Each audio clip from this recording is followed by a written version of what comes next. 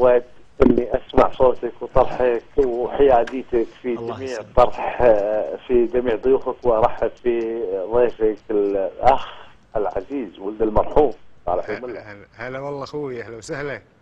انا ادري انك وصلت عتبك عن طريق الاخ مبارك. اي نعم. وصلني العتب. وصل لك زين. لكن انا اليوم ابى احطك امام الواقع وامام المشاهد. تفضل. وانا اعتقد اني امون عليك كونك انت كويتي اصيل. تفضل الله يحفظك. ومن عائله الواحد يفتخر فيها. الله يحفظك الله يحفظك. عندي اكثر من محور، عندي 3 محاور. تفضل. تحملني؟ اي عفوا عليك، تفضل. زين. اول شيء ابي اسالك عن تصويتك مع النائب مسلم البراك ضد رفع الحصانه. ها؟ اي.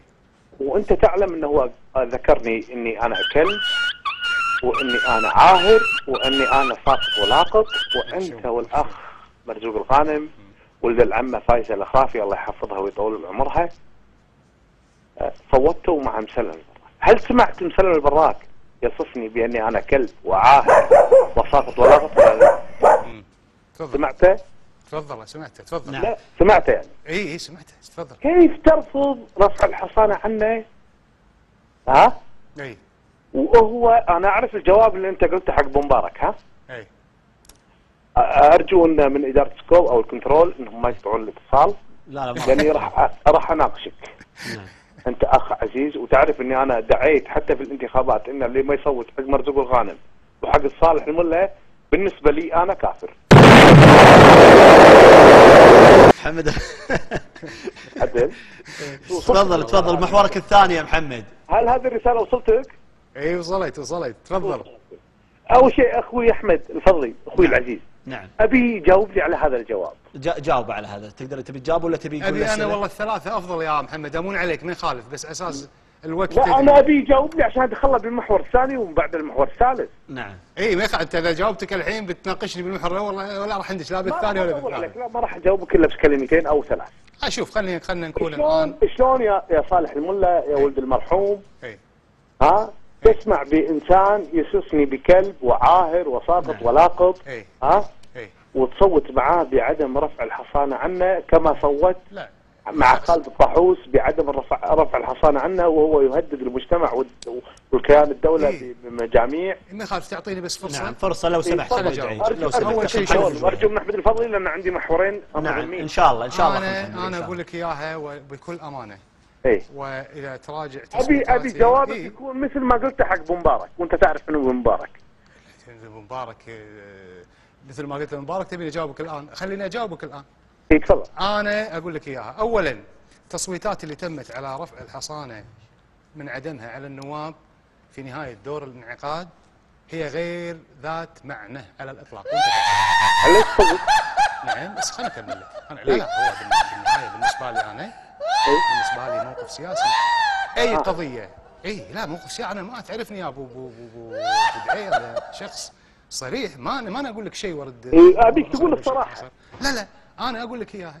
انا بالنسبه لي موقف سياسي، سواء تصويتي مع مسلم او مع الاخ خالد الطاحوس، او حتى في قضايا عفوا اسمح لي، حتى في قضايا على خالد السلطان. انت سمعت يقول عني كلب وعاهر ولا ما سمعته؟ يا اخي محمد خلينا نطلع. انا بسألك سؤال من قضايا انت سمعته يقول ولا ما يقول؟ ما قصروا سكوب و24 ساعه يرددون على الندوه ولا. انا بسألك سؤال، انت سمعته يقول عني كلب وعاهر ولا ما سمعته؟ سمعت. انا اسف وانت سمعت. الحين جاوب، الحين طالما انك سمعت جاوب. انا ارد واقول انه انت لك حق، كان عطلك عندك عطله برلمانيه 4 شهور، واعتقد ان شاء الله خذيت حقك، هذا امر راجع لك. لكن لا انت ضيعت حقي، انت ومرزوق الغانم ضيعتوا حقي. لا ما لا لا ضيعتوا حقي بدليل ان القضيه حفظت. كمل انا بخليك. لا حفظت، احنا حفظناه شنو النائب العام انا. لا انت تصويتك بتصويتك انت والاخ الفاضل مرزوق الغانم ولد العم علي الغانم.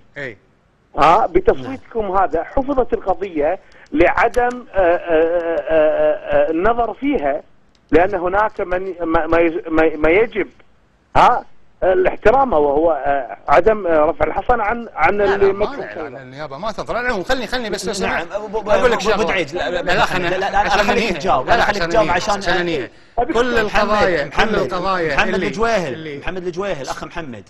اول شيء انا كل التقدير والاحترام، وانت تعرف احنا نقدرك ونحترمك، وانت من الشخصيات يختلف معك. وانا احترمك نعم حبيبي، بس انا عندي عتب عليك. اول شيء يجب كان عليك انك تقول، يعني من عندما قلت النائب مرزوق الغانم قلت ولد العمه فايزه الخرافي، واحنا نتشرف يعني بالعمه فايزه الخرافي، وهي انسانه عزيزه ومحترمه والكويت تفتخر فيها. لكن النائب مرزوق الغانم هو ولد علي ثنيان الغانم.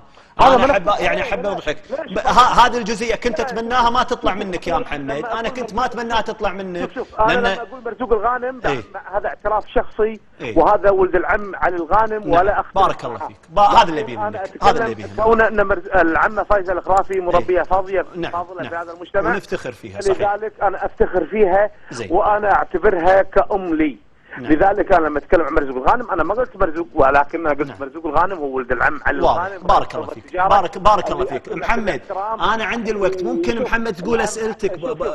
العم علي الغانم اخ احمد هو محل تقدير، صحيح. لكن انا اتكلم بان العمه فايزه الخرافي هي محل تقدير واحترام، ولاني انا افتخر فيها. بارك الله فيك. او انا قلت مرزوق الغانم، ما قلت مرزوق ولد.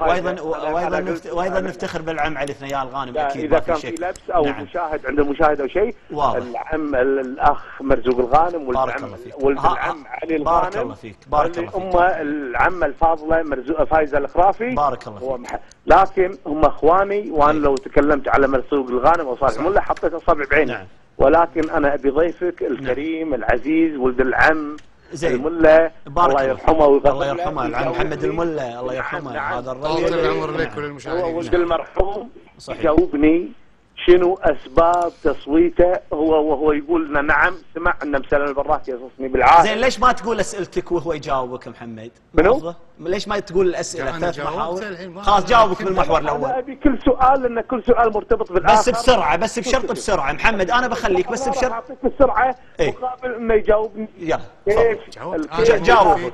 كيف الاخ العزيز الفاضل صالح الملا اللي انا دعيت له في الانتخابات في مقابل انه يصوتوا لي او يصوتون حق الاخوان، هو والاخ مرزوق الغانم العزيز والعم علي الغانم، انهم يصوتون كالمجتمع الكويتي او كشباب، انهم يصوتون لانهم هذول ابناء الكويت المؤسسين، وهم امتداد حق ابائهم واجدادهم في حقهم في الدوله، كونهم ملاك للدوله. انا ابي كيف يجاوبني، كيف يصوت مع عدم رفع الحصانه مع مسلم البراك وهو يصفني بالعاهر والكلب. خلاص اوكي، وضح السؤال. وضح السؤال. ارجو من الاخ صالح الملا العزيز الغالي انه يجاوبني، لاني عندي نقطتين بعدها، وارجو انك تتقبل مني اخوي صالح. لا تفضل. وانا وصلني عتبك وانا اتقبل عتبك، لكن عندي ارجو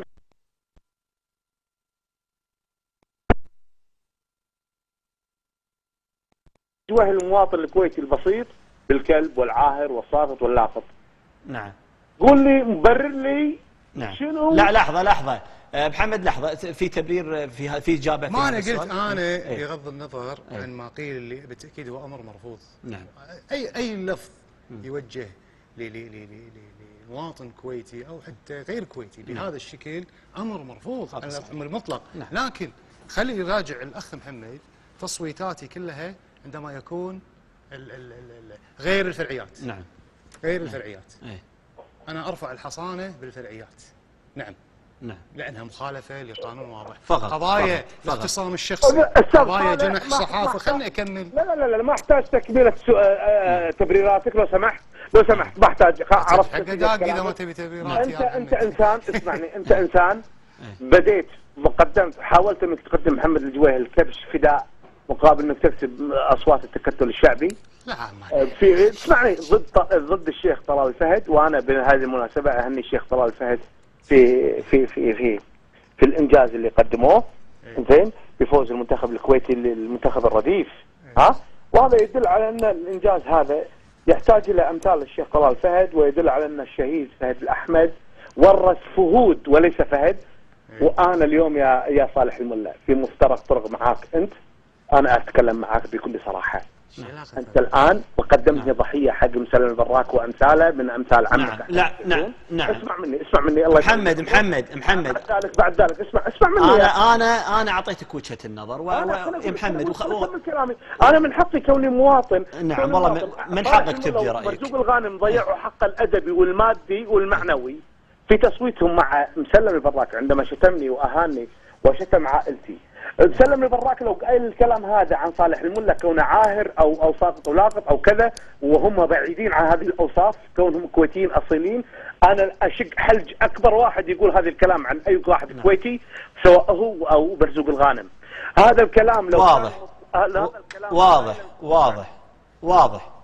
واضح. شكرا لك اخ محمد الجويهل، ويعني احنا فتحنا لك الخط ويعني خليناك تعبر عن ما رايك. معانا اتصال الاخ ابو فهد، حياك الله يا ابو فهد. الو.